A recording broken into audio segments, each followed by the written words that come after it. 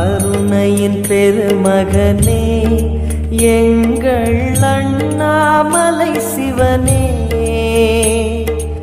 ஆடிய பாதத்தில் ஓரிடம் வேண்டும், ஆடிய பாதத்தில் ஓரிடம் வேண்டும். அருள்வாயீஸ்வரனே,